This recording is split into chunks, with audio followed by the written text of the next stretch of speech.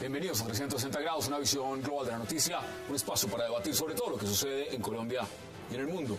Empezamos hoy 360 hablando de la renuncia a la campaña reeleccionista del polémico estratega JJ Rendón, luego que se hiciera público que narcos extraditados a Estados Unidos afirmaran que le pagaron $12 millones para ayudarles con su entrega.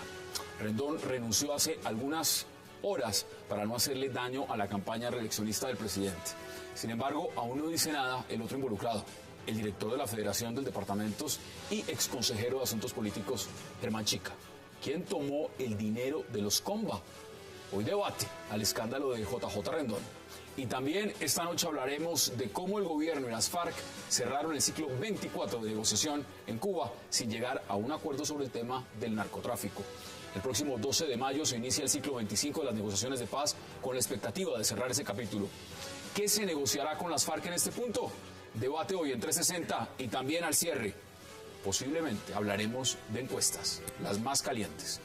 Y no se muevan, que ya en segundo le damos la bienvenida a nuestros invitados.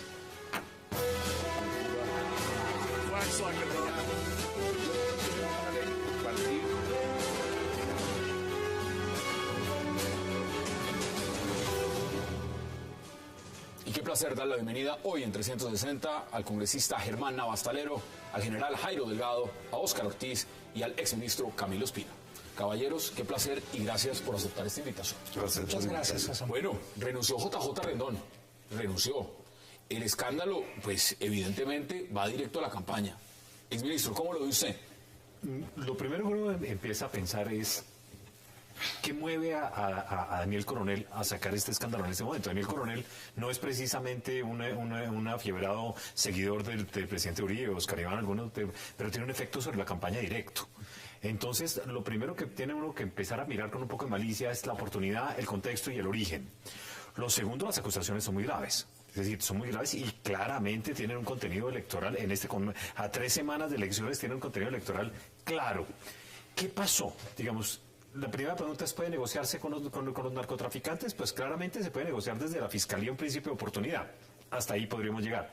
¿Puede hacerse una negociación política con los narcotraficantes? Eso es imposible. Y por último, ¿por qué JJ Rendón entraría? ¿Por amor a la patria? ¿Por el bienestar de Colombia? No, o por dinero. O por dinero.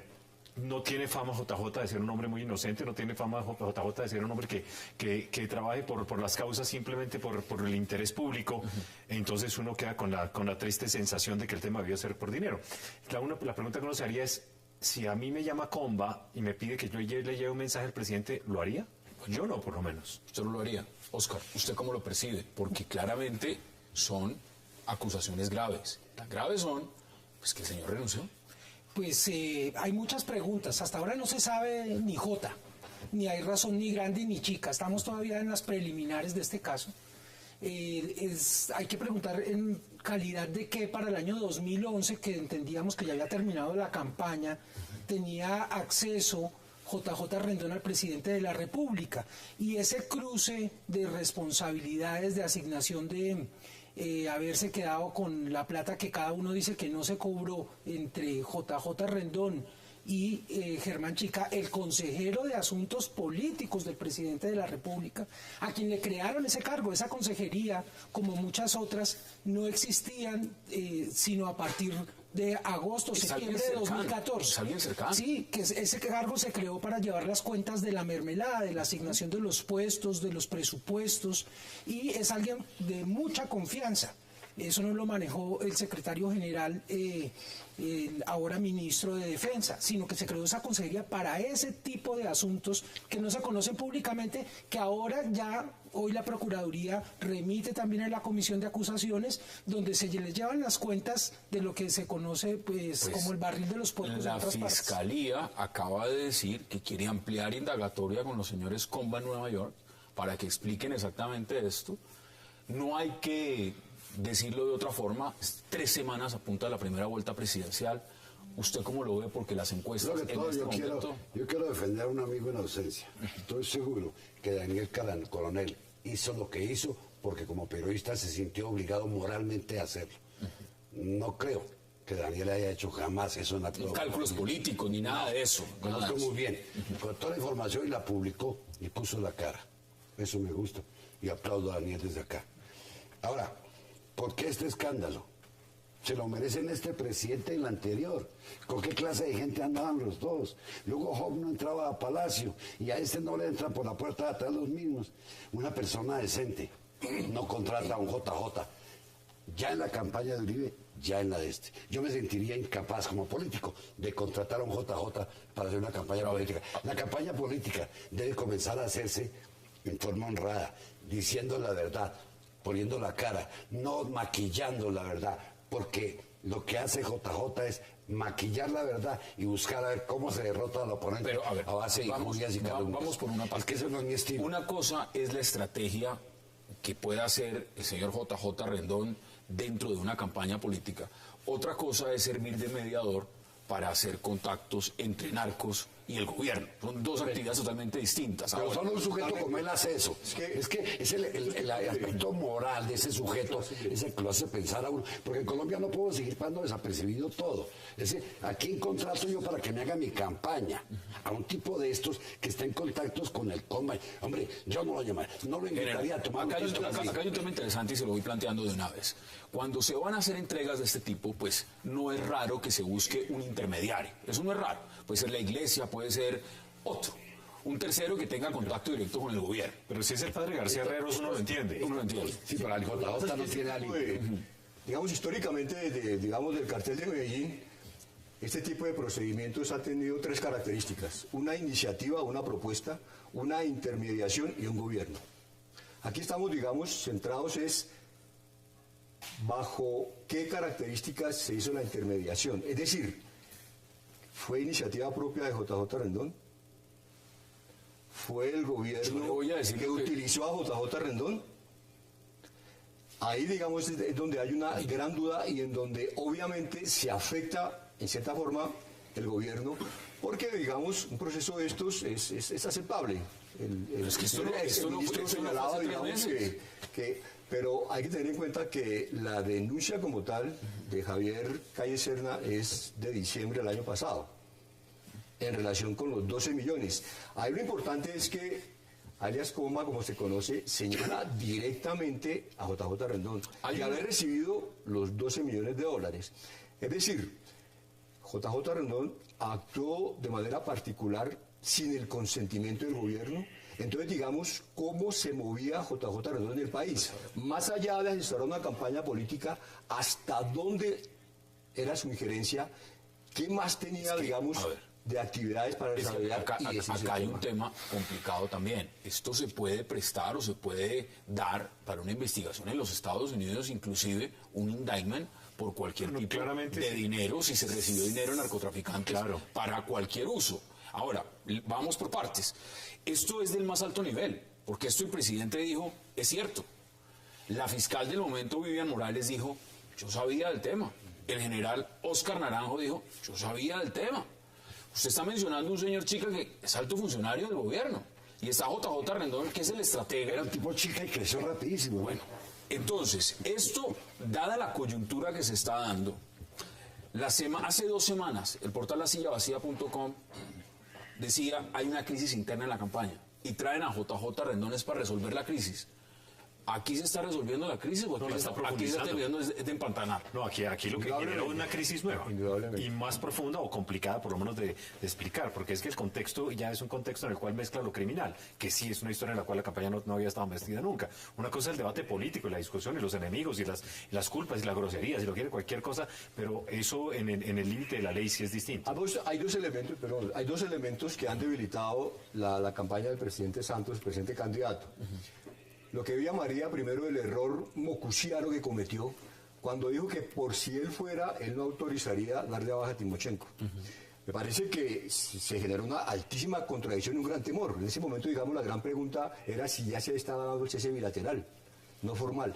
Y el segundo aspecto que impacta negativamente me parece que es este, indudablemente.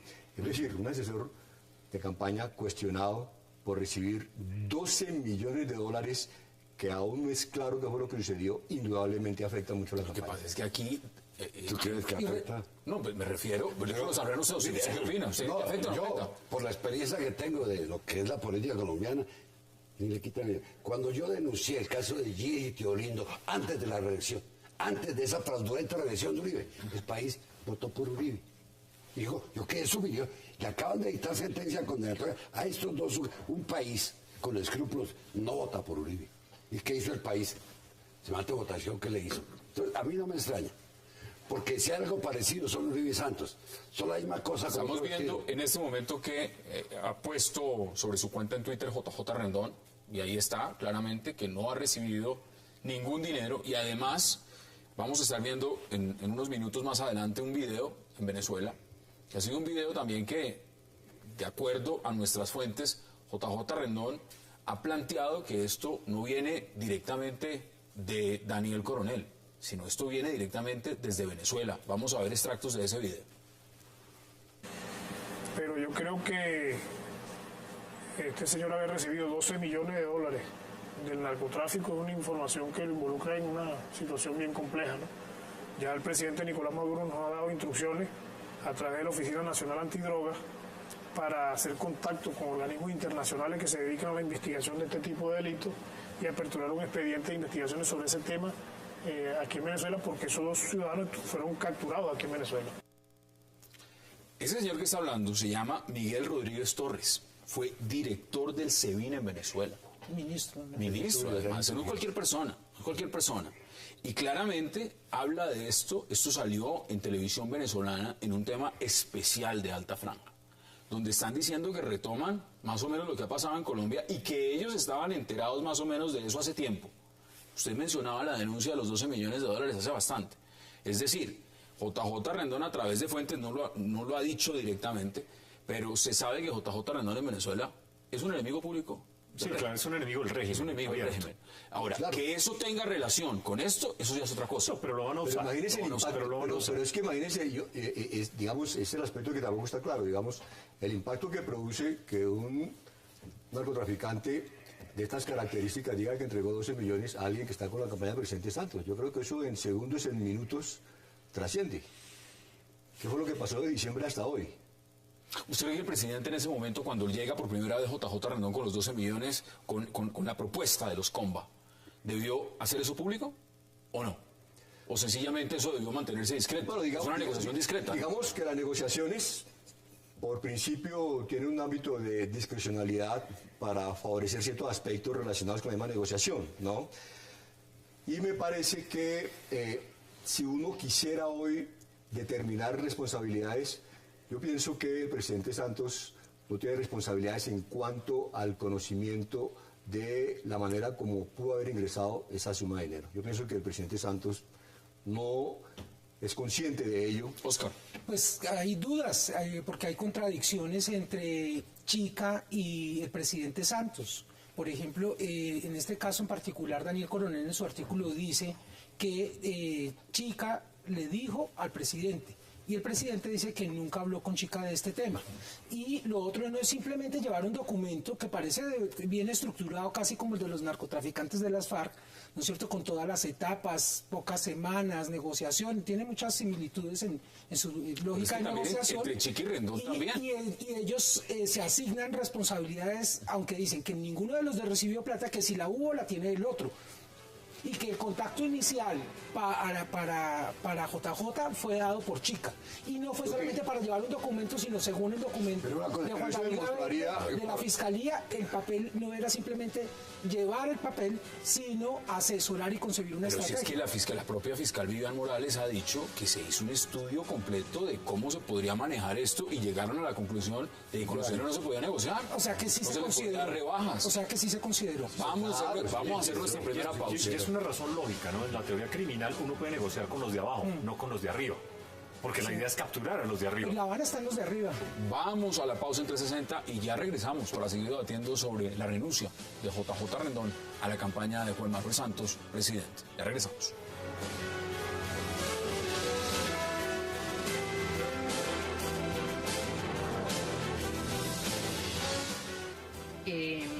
Acaba de renunciar JJ Rendón, su asesor de imagen. Daniel Coronel reveló en la revista Semana lo que se convirtió en las últimas 24 horas en un escándalo por la intermediación de este asesor de JJ y del exconsejero político Germán Chica en una oferta de entrega a narcotraficantes por la que habría recibido 12 millones de dólares. Yo quiero pedirle a usted algunas precisiones de este tema para poder pasar a los otros temas. ¿Usted le pidió la renuncia a JJ Rendón o él la presentó voluntariamente? Lo importante es que la presentó y se la acepté. Creo que en un gesto gallardo dijo: no quiero perjudicar la campaña, y ya no es parte de la campaña. ¿Usted cree, JJ Rendón, que Yo creo que él está diciendo que no recibió un solo peso, y hasta que no me demuestren lo contrario, pienso que hay que creerle. Cuando JJ Rendón se mete en este tema de plantearle a usted que hay un interés de unos narcotraficantes para llegar a un acuerdo y negociar esa posible entrega, ¿usted le preguntó a él cuáles eran sus motivaciones, por qué un asesor de imagen se metía a este tipo de cosas, o si estaba cobrando él por esa gestión? No, por supuesto que no le pregunté si estaba cobrando, nunca me imaginé que estuviera cobrando, y no, hasta ahora no sé si cobró o no cobró. Como le digo, yo le creo lo que dice cuando dice que no ha recibido un solo peso. Y el hecho de que hayan contactado a JJ Rendón no es extraño. Esta gente ha hecho ofertas para entregarse, para someterse a la justicia muchísimas veces. A veces lo hacen a través de la iglesia, a veces lo hacen a través de periodistas. Siempre tratan de buscar a alguien que tenga acceso al presidente de la República o al Palacio Presidencial, y siempre he hecho lo mismo. Yo no negocio con narcotraficantes, no recibo narcotraficantes en el Palacio, yo los someto a la justicia, y eso fue lo que hice en ese momento. Le dije al general Naranjo: mire, aquí hay estos individuos que están buscados por la justicia, que son unos capos que se quieren someter a la justicia, y a la fiscal Lidia Morales yo mismo aquí le entrego esta oferta para que usted determine las condiciones de ese sometimiento. Ella hizo lo propio.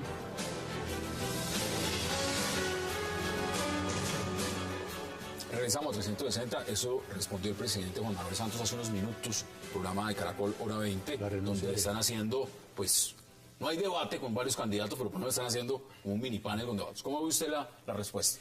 Pues en los monólogos es más difícil que haya con las contradicciones, pero la gravedad sigue siendo alta, la falta de explicaciones sigue siendo una necesidad, y yo creo que es muy grave que una persona que es un asesor de imagen para la campaña, un año después siga con ese nivel de influencia para semejante tipo de asuntos, y el presidente de la República prefiera hablar con alguien que no tiene un vínculo formal con la presidencia y aislar, por ejemplo, se supone, según el presidente, no según Chica, al consejero para asuntos políticos. Y de todas maneras se está negociando con narcotraficantes. ¿Esa plata se entregó, en su opinión? Pues no se sabe todavía, ni Jota, pero sí es muy dudoso que de todas maneras, no solo por lo que dice Camilo Espina, el perfil de JJ Rendón, sino porque a pesar de que niega que efectivamente nunca cobró por esas varias reuniones, no con el presidente,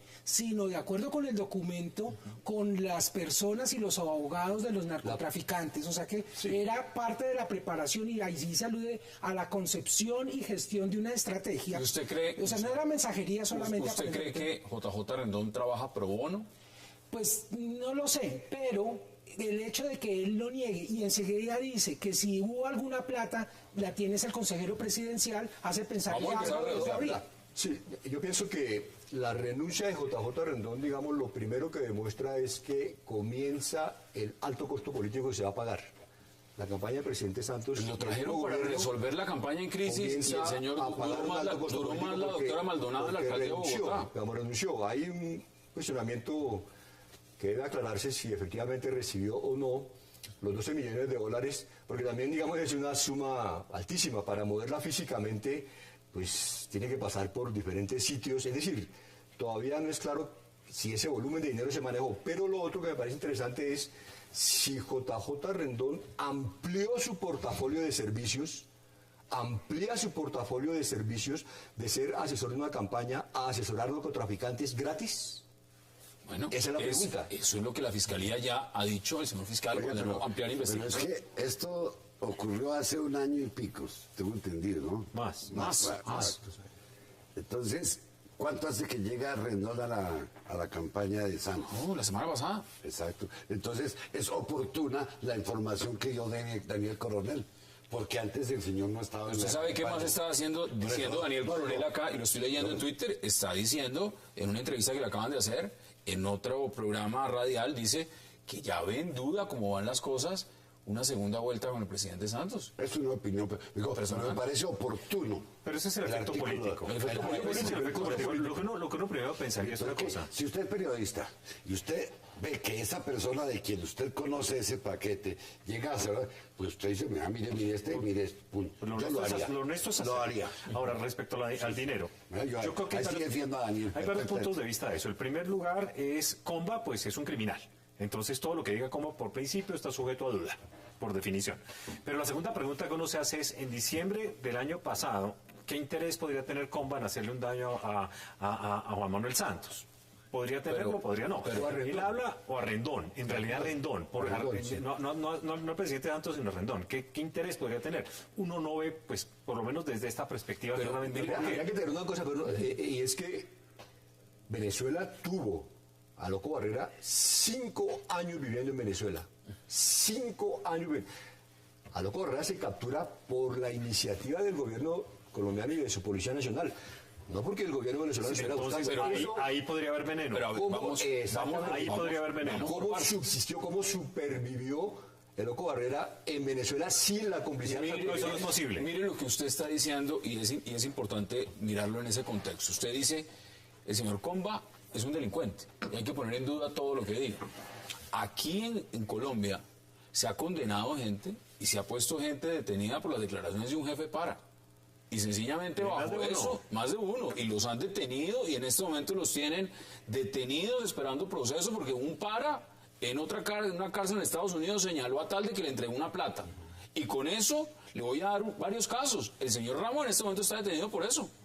Porque un jefe para, Pero, digo. oiga, dígame, Ahora, ¿en qué parte del derecho se dice que al delincuente no puedo creerle? bueno, pues entonces no son cualquier habladuría. A ver, no, Eso puedo creer, pero tampoco puedo creerle todo, Sí, ¿no? ¿a quién y cómo? Pero es ¿Por que qué? ¿Para usted qué? como abogado que sabe muy bien que uno sopesa el testimonio y se vale del testimonio y de los indicios, no es el simple testimonio, porque si es conversar con delincuentes, tanto Uribe como Santos conversaron. pero eso es lo que estamos Porque haciendo, Uribe andaba con don Berna, con don Mancuso, era el papel para el país, el papel es igualmente vergonzoso, el de este y el del otro. Pero es lo que estamos haciendo, ¿no? Sopesando.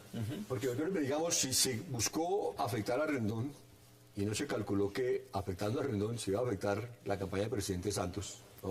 ¿Qué pudo haber pasado? Ahora, digamos, si se origina, digamos, Les pregunto por lo Con la político. condición de Venezuela eso podría una pasar. teoría de la Les conspiración. pregunto por lo político porque vamos a redondear este tema, Oscar, y aquí hay elementos que no se pueden dejar de lado. Uno, hoy salieron encuestas y vamos en unos minutos a estar mirando la polimétrica y otra, lo que nos están arrojando resultados muy interesantes.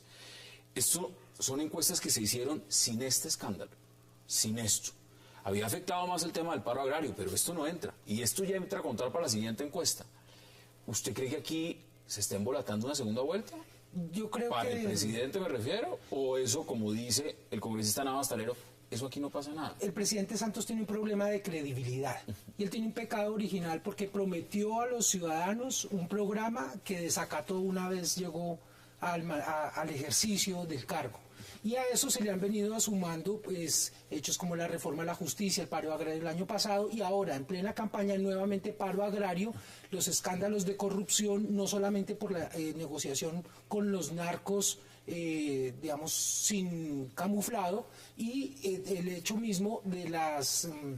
de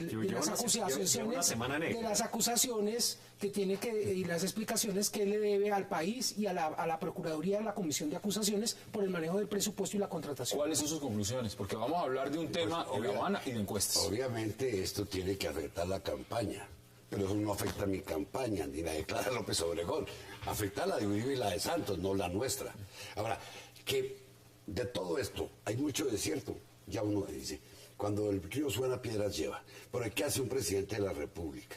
Teniendo como asesor de prensa o consejero a una persona que sabe hasta dónde llegan sus vínculos con los narcotraficantes y que sabe que a él lo contrata únicamente para desacreditar al otro, no para mostrar una buena imagen. Son inmorales los dos, los tres, los dos que lo contratan y el contratado, dentro de mi concepto de lo que es la política.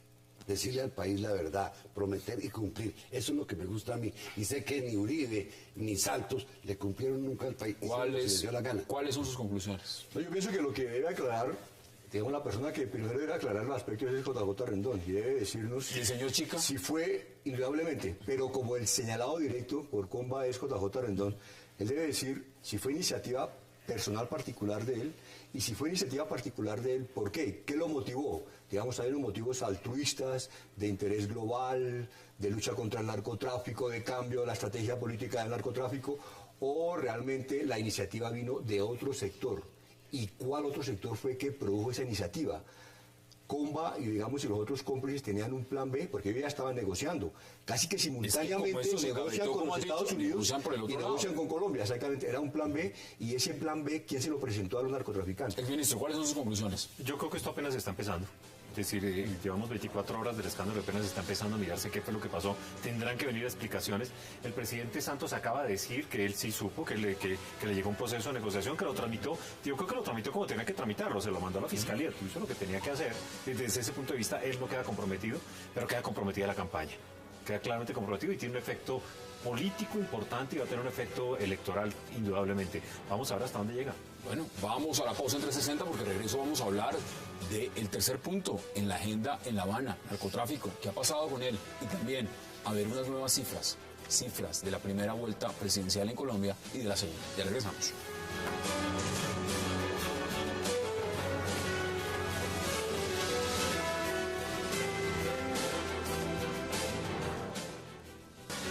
El ciclo 24 de conversaciones ha concluido con avances significativos que nos colocan a las puertas del cierre del tercer punto de discusión, solución al problema de las drogas ilícitas. Con una propuesta en la que se plantea la conformación de la Comisión de Esclarecimiento del Conflicto, hemos comenzado nuestra preparación para el momento en que se dé inicio a la discusión del tema de víctimas. En entrevista con El Tiempo, Luis Carlos Villegas, embajador de nuestro país en los Estados Unidos, ha dicho que Colombia no renunciará a herramientas como la extradición y que ésta podría convertirse en un instrumento para garantizar la no repetición de crímenes por parte de las FARC. Pero, ¿de qué habla este personaje que es artífice de los criminales tratados de libre comercio que hoy tienen en la miseria a la mayoría de familias colombianas, muchas de las cuales han sido empujadas a sobrevivir vinculándose a la explotación de cultivos de uso ilícito? Es evidente que este tipo de declaraciones desafortunadas, lejos de aportar a la paz que anhelamos todos, meten ruidos de chantaje que son inadmisibles. Que el día 3 de mayo realizamos la entrega al Comité Internacional de la Cruz Roja 6CR de 3 menores de 15 y 16 años. Omitimos sus nombres para proteger su identidad, quienes hallaron el modo de ser ingresadas a las filas de distintas unidades de la FARC, ocultando su verdadera edad antes de haber cumplido los 15 años, en clara violación de las normas de reclutamiento de nuestra organización, que prohíben incorporar a menores de 15 años en concordancia con lo establecido en el artículo 38 de la Convención de los Derechos del Niño.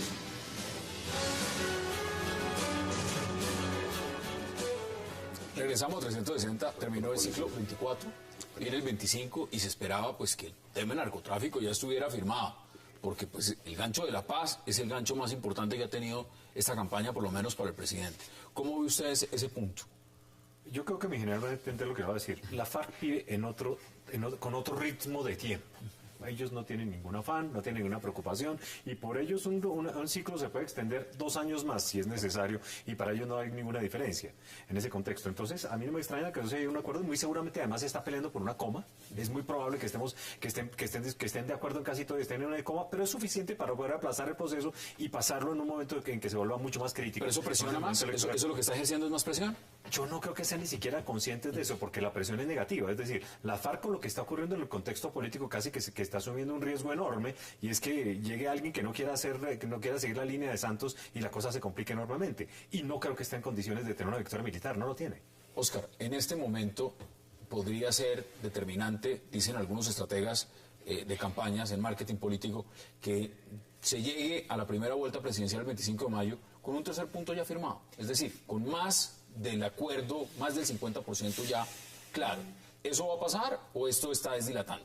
Yo creo que están ayudando a tener una expectativa para poder en un momento determinado anunciar que la paz es inminente y que solamente hay una persona de los 5 candidatos que puede asegurarle, y es Juan Manuel Santos.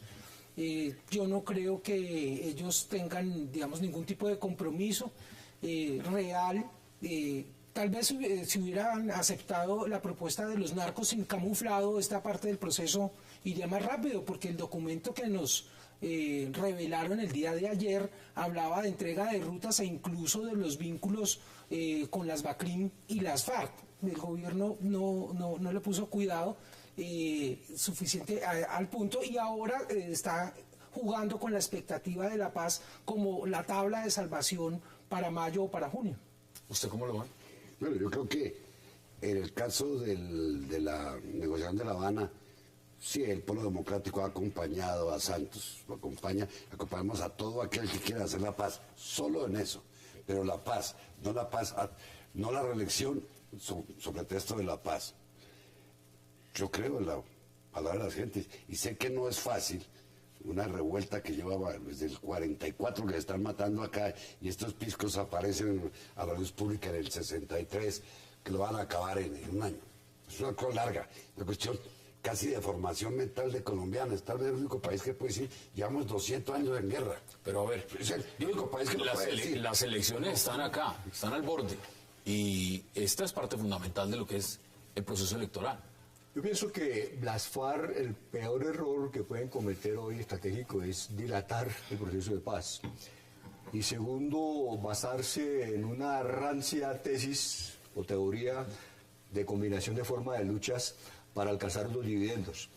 Yo pienso que la FARC, coincido con el doctor Ospina, tienen un debilitamiento militar histórico, irrecuperable, y están haciendo un gran esfuerzo por construir un buen discurso político, apropiarse, digamos, de los niveles de inconformismo, de presión social, y tratar, digamos, de tomar temas como el narcotráfico, que tiene una connotación internacional, para ellos, digamos, ser unos protagonistas, ser tenidos en cuenta principalmente por los Estados Unidos, porque ellos con los Estados Unidos tienen deudas de extradición, tienen deudas por la forma como han sido vinculados directamente miembros de la FARC al narcotráfico. Me parece que la FARC lo que están buscando es estimular que desde los Estados Unidos se cambie la percepción, a pesar de que los Estados Unidos la han modificado. El Departamento de Estado recientemente, el mes pasado, acaba de decir hay $5 millones por Timochenko.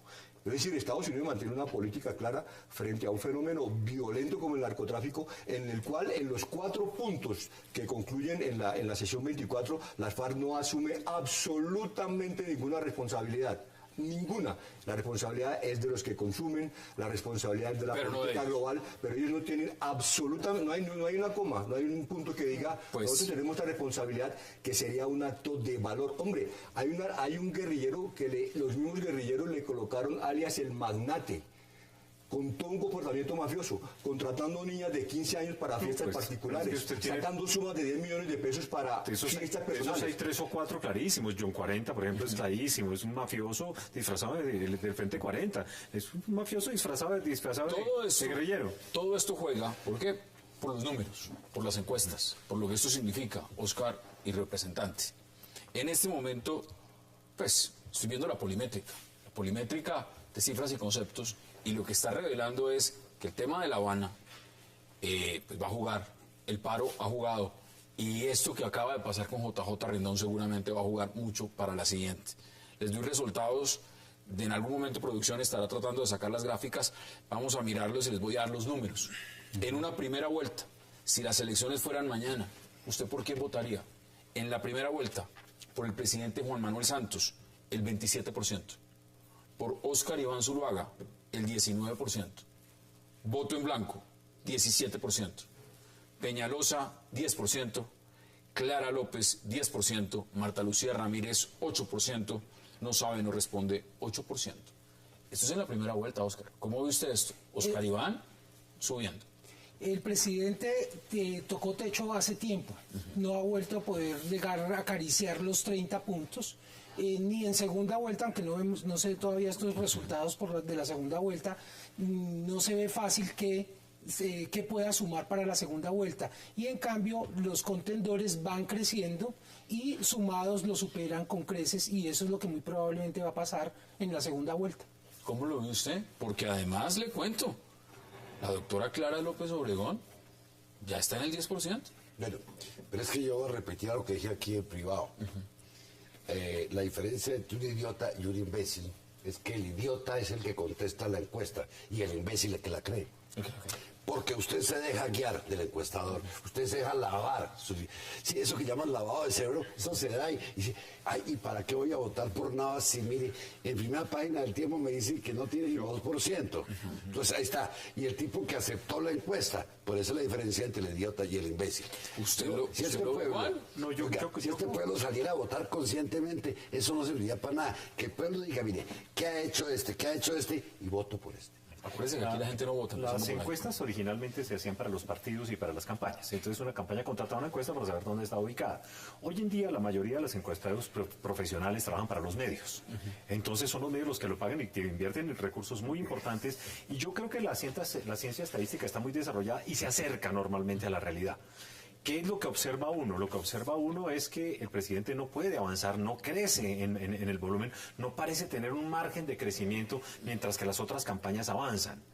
¿Cómo se medirán las fuerzas y cómo se mezclarán en una segunda vuelta? Yo creo que la segunda vuelta es inminente, creo que es imposible evitarla, por lo menos en el contexto actual, pero cada vez las diferencias se vuelven menores y entonces el riesgo, es decir, la seguridad de una reelección no existe.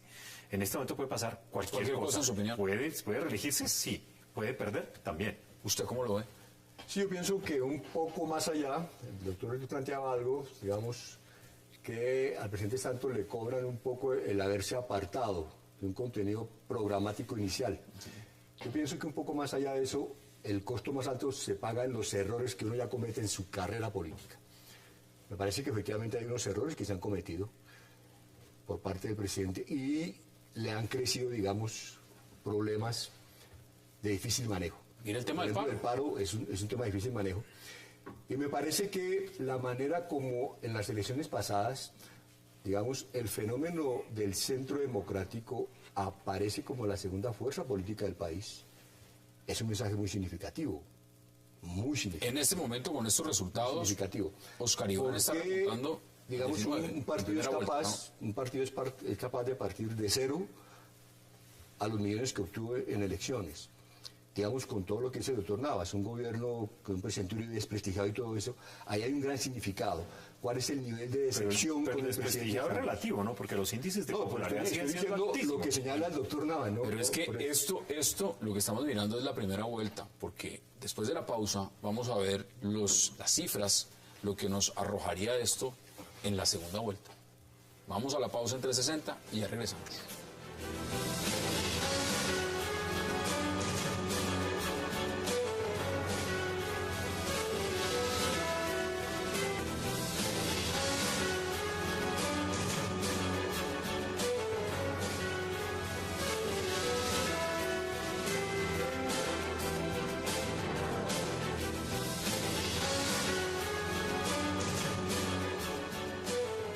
Regresamos a 360. Óscar, y Peñalosa en la primera vuelta 10%. Acuérdese que iba de segundo y en este momento está bajando. Y Marta Lucía, octavo, 8%.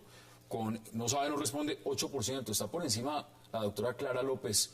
Entonces, ¿Cómo ve usted ese resultado antes de que pasemos a analizarlo de la segunda vuelta? Yo creo que eso está haciendo que la candidatura de la Alianza Verde en cabeza de Enrique Peñalosa haya dado un paso.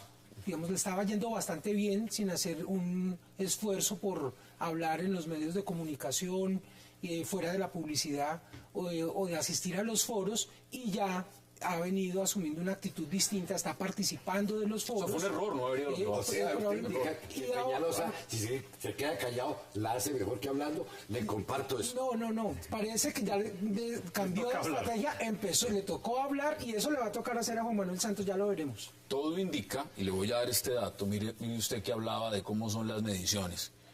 En la segunda vuelta, 40% no sabe por quién votar. ¿Usted puede creer eso? No. Me parece lógico. En este país va a ser lógico. Un país que no pasa la prueba PISA, que no sabe leer, pues no puede entender. Sí, es consecuencia del país que estamos formando, con la educación que le estamos dando. La gente se descontrola. Si usted les da un texto y la gente no lo entiende... Pero, doctor Navas, mire, doctor Navas, digamos... Es comprensible. Es que la gente está pensando. Pero mire, doctor Navas, en un acto de contrición legítimo, digamos, de conciencia política, Bogotá ha sido administrada en la última década por la izquierda proveniente del Polo Democrático. Y le fue muy mal. Y yo no lo voy a negar que le embarraron. Un problema de corrupción serio, un problema de división interna de ustedes por intereses particulares y de intereses donde se reflejó tan radicales posiciones de ustedes mismos. Fue marzo de 2012, el Viernes Negro de Bogotá, en marzo de 2012, donde el alcalde Petro tiene que salir a decir: hay daños por 1.000 millones de pesos, fue propiciado por 3, los progresistas, el MOIR y el Polo Democrático. Públicamente el doctor Robledo salió a decir que iba a demandar al doctor Petro en ese momento. Ustedes tienen problemas muy serios. Muy serios. Saben atacar, todos tenemos problemas. No reconocer. Una década se les ha dejado. ¿Cómo dan las otras cifras? Estamos esperando que saque. Pero todo indica, 40% dice que no sabe por quién votar en la segunda vuelta. Ahora, lo que todo indica, no tengo acá las cifras exactas, no las han soltado todavía, están haciendo el análisis, pero todo indica que hay un empate técnico en la segunda vuelta.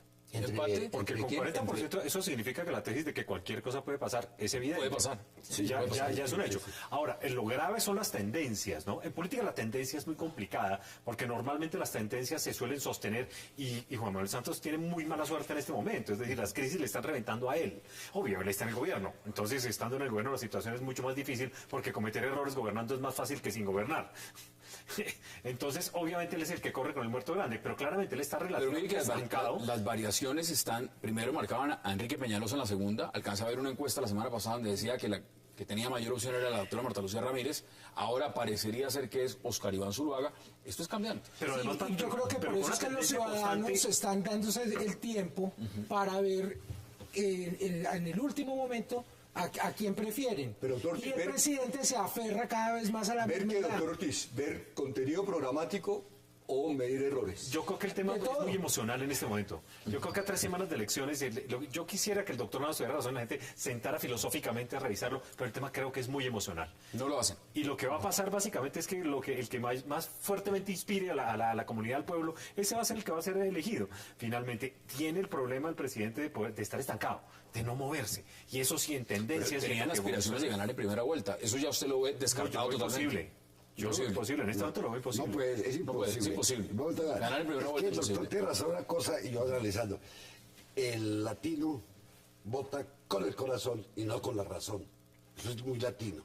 De pronto entonces aquí cualquier movimiento de última hora puede cambiar la votación. Por eso, pero también, ¿y por qué no decimos que es que el latino vota de acuerdo a la gran decepción o atracción que le ha producido la clase política suya? Con el corazón. Bueno, pero mire que el voto en blanco en primera vuelta va con el 17%. Es un espacio enorme. Por allá en la doctor Ospina se pone usted bravo conmigo, general. No es el cuartel. Oscar. Le estoy diciendo que el doctor tiene razón cuando dice que se vota por emoción. Y por eso digo que el latino vota por corazón y no por razón. Lo que sí ha bajado es la intención del voto en blanco. estaba muy por encima y aquí estaría bajando al 17%. Siendo bastante alto, el 17 todavía, faltando apenas 3 domingos. Siendo alto. Además porque da un margen para cualquier cosa, ¿no? Y como se suma la frustración de que no hubo la revocatoria todavía en Bogotá, parece que la primera revocatoria va a ser la de Juan Manuel Santos. En este momento cualquier cosa, cualquier alianza, cualquier movimiento en falso, eso puede cambiar la encuesta totalmente, en su opinión. Sí, los pone a patinar. Los pone a patinar y yo creo que efectivamente el presidente no ha sabido... ¿Le afectó el paro? Mostrar, el paro lo afectó desde el año pasado, sobre todo no porque la gente entienda que hay una serie de problemas en el agro de hace mucho tiempo, sino el desdén del presidente por la ciudadanía. ¿Qué dice usted? Mire, es que esto del paro, y yo en Twitter lo he venido diciendo, y en mi campaña lo dije, la respuesta al paro no fue la solución a la necesidad del campesino, sino un proyecto de ley, el proyecto de ley 091, que criminaliza la protesta. Así le contestó el gobierno al pueblo.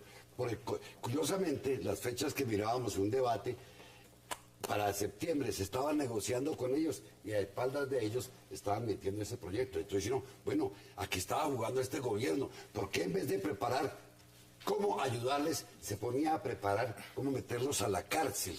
Eso no es decente con un pueblo. Aquí lo que todo indica es que hay un tete-a-tete en la segunda vuelta. ¿Cómo ve usted ese panorama? ¿Se lo esperaba? No, realmente se está... Falta, es una foto, ¿no? Se está llegando al nivel, digamos, del verdadero fotofinish, y esto demuestra que realmente han sucedido varios hechos que aún todavía no ha asimilado bien el elector. Me parece que definitivamente lo que sí va a disminuir bastante es el voto en blanco.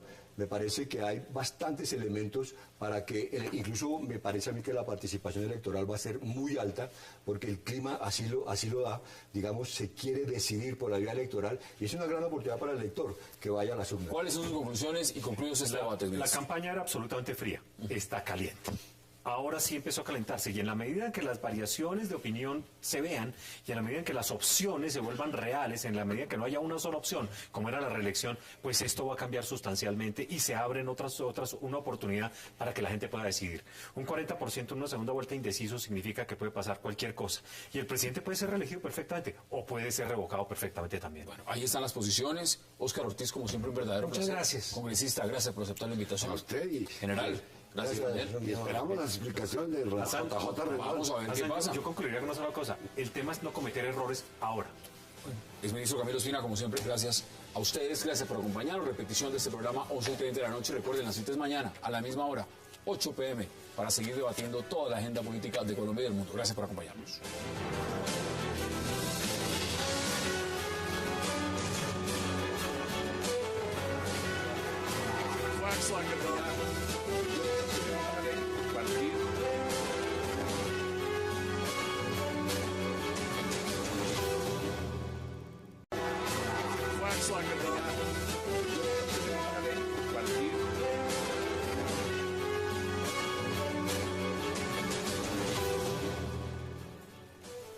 Bienvenidos a 360 grados, una visión global de la noticia, un espacio para debatir sobre todo lo que sucede en Colombia y en el mundo. Empezamos hoy 360 hablando de la renuncia a la campaña reeleccionista del polémico estratega JJ Rendón, luego que se hiciera público que narcos extraditados a Estados Unidos afirmaran que le pagaron $12 millones para ayudarles con su entrega. Rendón renunció hace algunas horas para no hacerle daño a la campaña reeleccionista del presidente. Sin embargo, aún no dice nada el otro involucrado, el director de la Federación de Departamentos y exconsejero de Asuntos Políticos, Germán Chica, quien tomó el dinero de los Comba.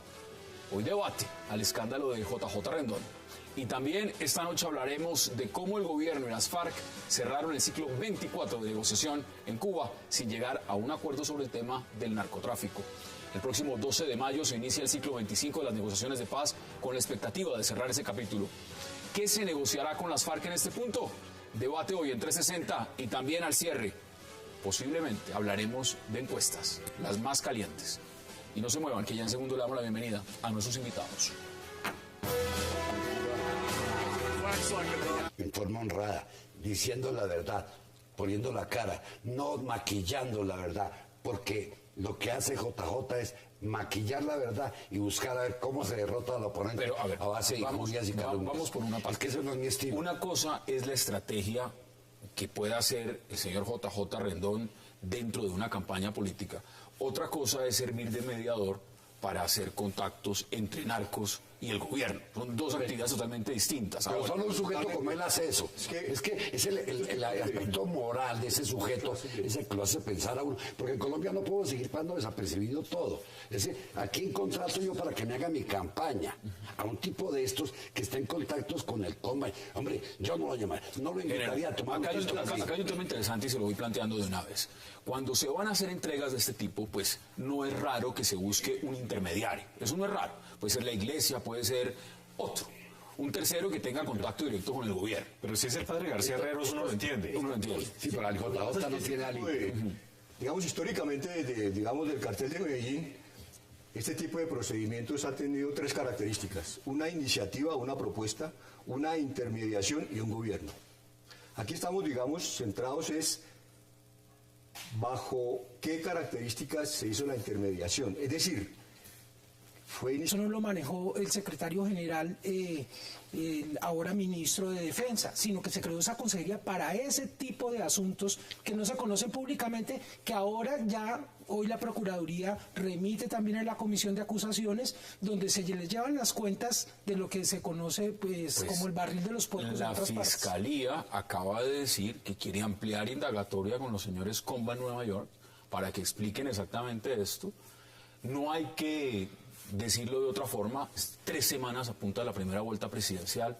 ¿Usted cómo lo ve? Porque las encuestas yo quiero defender a un amigo en ausencia. Estoy seguro que Daniel Coronel hizo lo que hizo porque como periodista se sintió obligado moralmente a hacerlo. No creo que Daniel haya hecho jamás eso en la cálculos políticos ni nada de eso. Conozco muy bien.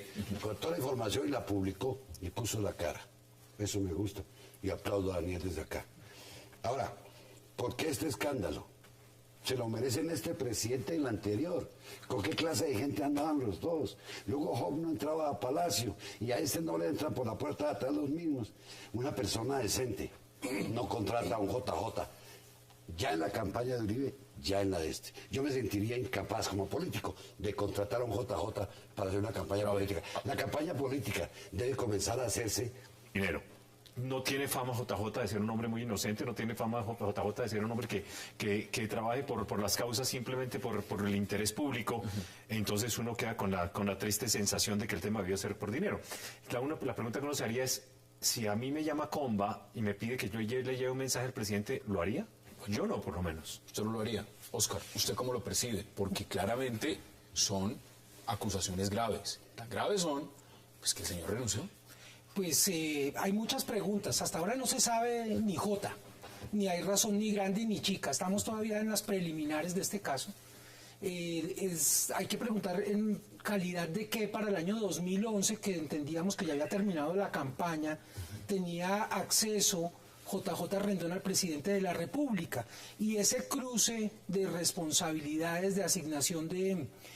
haberse quedado con la plata que cada uno dice que no se cobró entre JJ Rendón y Germán Chica, el consejero de Asuntos Políticos del presidente de la República, a quien le crearon ese cargo. Esa consejería, como muchas otras, no existían sino a partir de agosto, septiembre de 2014. ¿Es alguien cercano? Sí, que ese cargo se creó para llevar las cuentas de la mermelada, de la asignación de los puestos, de los presupuestos, y es alguien de mucha confianza.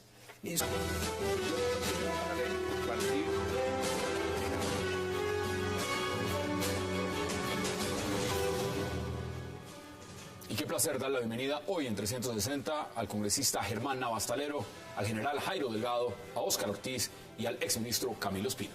Caballeros, qué placer y gracias por aceptar esta invitación. Muchas gracias. Bueno, renunció JJ Rendón, renunció. El escándalo, pues evidentemente va directo a la campaña. Exministro, ¿cómo lo ve usted?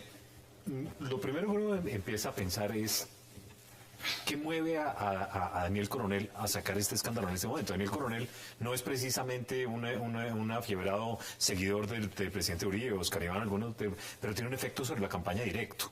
Entonces, lo primero que tiene uno que empezar a mirar con un poco de malicia es la oportunidad, el contexto y el origen. Lo segundo, las acusaciones son muy graves. Es decir, son muy graves y claramente tienen un contenido electoral. A 3 semanas de elecciones tienen un contenido electoral claro.